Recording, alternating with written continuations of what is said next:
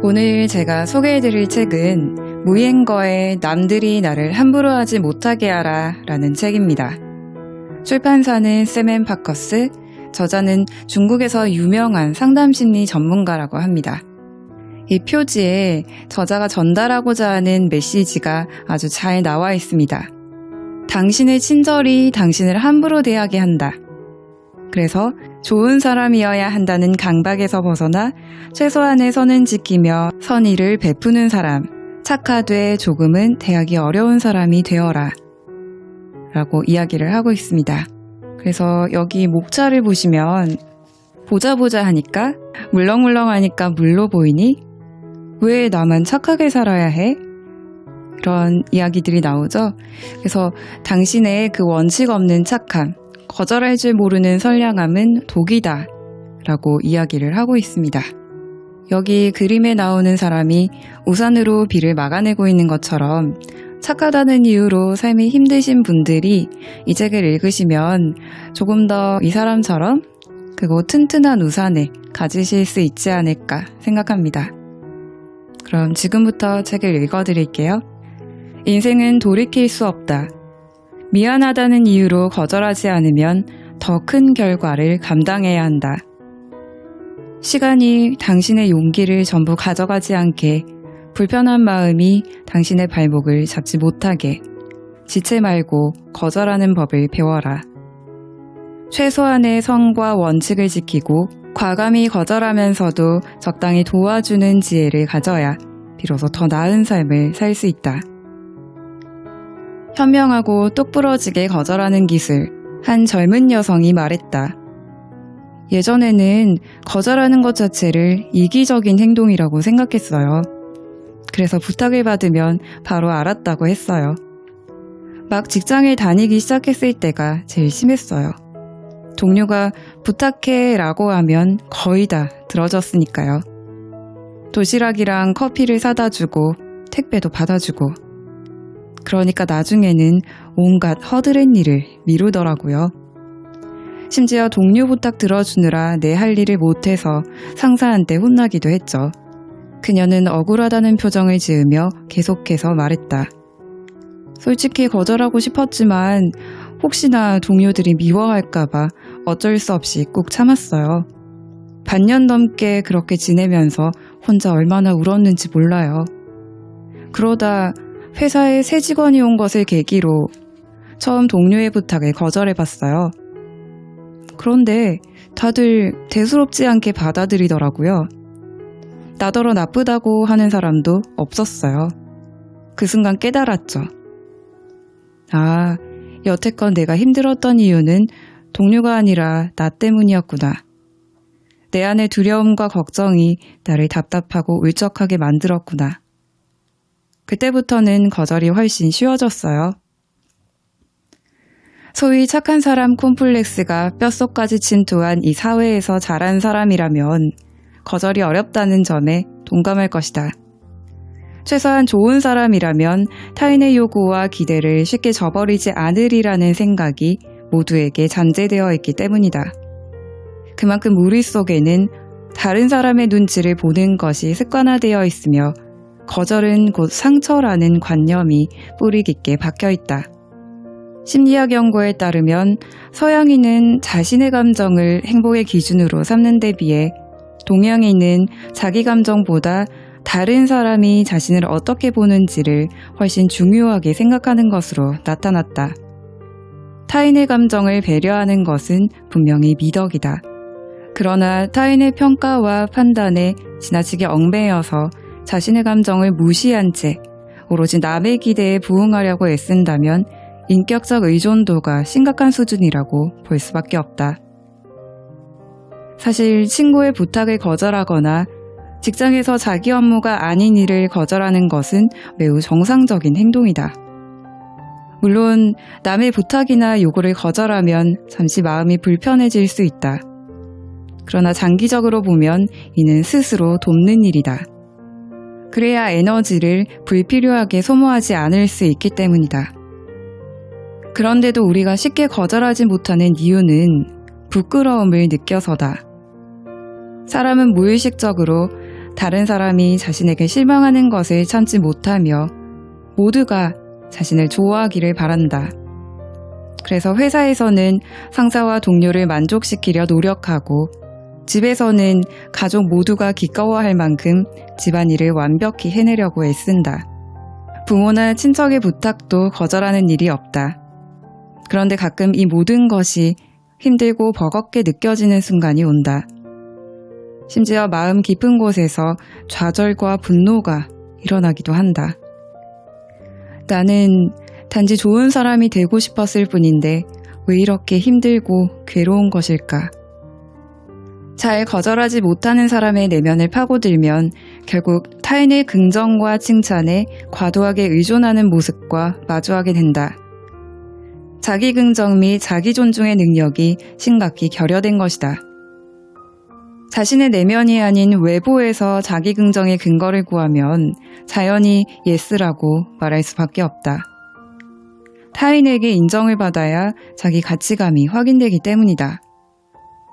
이런 경향이 심해지면 타인의 요구를 들어준 대가로 얻는 일시적인 가치감과 안정감에 중독되는 일종의 중독적 피약 관계에 빠지기 쉽다. 건강한 인격과 인간관계를 가지려면 반드시 내면의 의존성과 독립성이 균형을 이루어야 한다. 여기서 독립성은 자아에 대한 이해와 수용, 존중, 긍정에서 나온다. 아기가 걸음마를 배울 때를 생각해보자. 혼자 걷기 위한 첫 발걸음을 떼려면 용기가 필요하다. 그리고 그 용기는 비틀거리고 넘어지는 고통을 겪은 후에야 생긴다. 앞서 언급한 그 여성은 어쩔 수 없는 상황까지 몰리고 나서야 비로소 조금은 이기적으로 자신을 긍정하고 남을 거절하는 법을 배웠다. 앞선 이야기에서 그녀가 놀란 점은 용기 내어 거절했을 때 생각보다 기분이 훨씬 좋았다는 점이다. 그리고 태어나 처음으로 자기 감정을 존중하는데 그 어떤 이유도 필요치 않다는 사실을 깨달았다. 바쁘면 동료의 부탁을 거절할 수도 있고 너무 피곤하면 집안일을 하지 않아도 되며 할 수 없는 일이라면 부탁한 사람이 누구든지 거절해도 되었다. 또 한 가지 그녀가 놀란 점은 동료와 친구, 가족이 거절을 선선히 받아들였다는 점이다. 그녀는 과거에 걱정했던 대로 외톨이가 되기는커녕 더 많은 존중과 관심을 받게 됐다. 거절을 통해 우리는 타인에게 자신이 그은 인간관계의 경계선을 명확히 알려줄 수 있다. 누군가 나를 함부로 대하는 느낌이 든다면 원인은 10중 8구 내가 먼저 선을 제대로 긋지 못했기 때문이다. 거절할 줄 모르는 사람은 은연중에 나는 경계선이 없다는 잘못된 정보를 남에게 준다. 그러니 수시로 경계선을 침범받을 수밖에 없다. 노라고 말할 권리를 스스로 포기해놓고 선을 자꾸 넘는다. 남의 감정을 배려할 줄 모른다. 이기적이다 라며 다른 사람을 원망하고 있지 않은가? 만약 그렇다면 자신이 제대로 선을 긋기는 했는지 심각하게 반성해 볼 필요가 있다. 어쩌면 거절할 줄 모르는 나 자신이 가족, 친구, 동료를 응석바지로 만들었는지도 모르기 때문이다. 자기 자신을 진정으로 존중하고 아끼는 첫걸음은 거절하는 법을 배우는 것이다. 거절하는 방식보다 거절할 수 있는 용기가 훨씬 더 중요하다. 제대로 거절하는 법을 배우려면 그저 부단히 연습하고 시도해보는 수밖에 없다. 사실 거절할 수 있는 용기는 억지로 생기는 경우가 더 많다.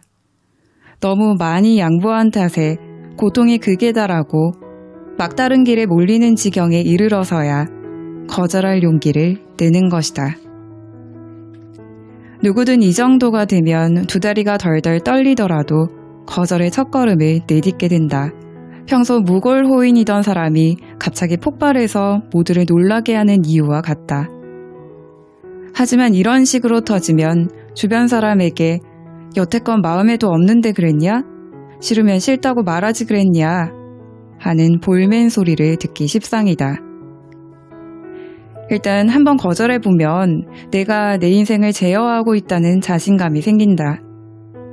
거절이 생각보다 별것 아닌 일이라는 것을 깨달으면 다음번에도 거절할 수 있는 용기가 생긴다. 또한 생각만큼 남의 시선이나 평가에 의존하지 않아도 되고 인생의 우선순위를 결정할 권한 또한 나 자신에게 있다는 사실을 알게 된다.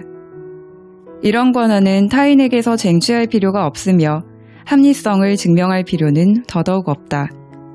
왜냐하면 이는 하늘로부터 부여받은 당연한 권리이기 때문이다. 단, 거절이 남을 도와주기 싫어서 되는 핑계나 마땅한 책임을 회피하는 수단이 되어서는 안 된다. 적절한 거절을 통해 우리는 오히려 나 자신과 타인에게 가장 성실해질 수 있다. 무슨 일에든 예스라고 한다면 이는 곧 스스로 구세주가 되려는 것이다. 하지만 인간은 절대 구세주가 될 수 없다. 무소불능하지도 않다.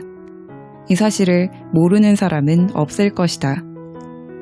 따라서 자신이 할 수 있는 일과 할 수 없는 일을 인정하고 자기 자신의 한계를 깨달아 적절히 지혜롭게 거절할 줄 알아야 한다. 자기 마음에 충실해서 용감히 노라고 말할 수 있어야 자기 행동에 제대로 책임질 수 있다. 어떻게 하면 당당하고 적절하게 거절할 수 있을까? 현명한 거절을 위한 20가지 방법이다. 1. 너무 많은 일로 정신없이 바쁠 때. 시간이 없다고 솔직히 밝힌다. 이미 할 일이 있어서 도와줄 수 없다고 하면 당신을 탓할 사람이 없다. 2. 부탁받은 일을 하는 것이 매우 불편할 때. 어떤 일을 하는 것이 불쾌하게 느껴진다면 이는 함께 일하는 사람 혹은 환경 때문일 수 있다. 그 일은 하기 싫다고 직접적으로 밝히는 것이 난처한 상황에서 벗어나는 가장 좋은 방법이다. 3. 당장 새로운 임무를 맡을 준비가 되어 있지 않을 때. 돕고 싶은 마음이 아예 없는 것은 아니지만 당장 일정이 너무 빡빡해서 도와줄 여유가 없다고 말한다. 자신의 한계를 알고 인정하는 것 역시 능력이다. 4. 자신이 적합한 인물이 아닐 때. 자신의 기술이나 능력이 부족하다고 해서 좌절할 필요는 없다. 가장 좋은 방법은 자신의 부족함을 솔직히 인정하는 것이다. 자기 능력 밖의 일을 떠맡아 결국 망치는 것보다 처음부터 부족함을 인정하는 편이 훨씬 낫다. 5. 부탁받은 일을 하는 게 즐겁지 않을 때. 인생이 고역이 되어서는 안 되기에 즐겁지 않다면 굳이 할 이유가 없다. 내가 하기 싫다는 사실을 남이 알까봐 두려워하지 마라. 내가 싫어하는 일을 누군가는 좋아할 수도 있다. 6. 일정이 전부 차 있을 때. 일정이 꽉 찼다고 솔직히 말한다. 숨 쉴 틈도 없이 바빠야만 일정이 전부 찼다고 말할 수 있는 것은 아니다. 일정은 자신이 감당할 수 있는 정도에 맞춰 정한다. 7. 여러 가지 일을 맡아서 정신이 분산될까 걱정되는 경우. 상대를 더 잘 도와주고 싶다는 마음을 표현한다. 그러나 자신은 주의력이 분산되면 어떤 일도 제대로 할 수 없으며 한 번에 한 가지 일에 집중하는 편이 훨씬 효율적이라는 사실을 상대에게 주지시킨다. 8. 다른 일을 하기로 이미 정해진 상황일 경우. 다른 일이란 반드시 업무나 공식적인 일이 아니라 친구나 가족과의 약속일 수도 있고 혹은 혼자만의 시간을 보내기로 정한 것일 수도 있다. 자기 선택의 정당성과 합리성을 증명할 필요는 없다. 당신의 시간은 결국 당신의 것이니까. 9. 해당 분야에 아무런 경험이 없을 경우. 도와줘야 한다는 이유로 자신이 알지도 못하는 새로운 기술을 반드시 배울 필요는 없다. 상대에게 경험 있는 사람을 찾아보라고 조언하고 향후 자신이 잘 아는 분야에서 도움을 청한다면 그때 도와주겠다고 밝힌다. 10. 상대가 자신보다 더 잘할 수 있다고 판단될 경우.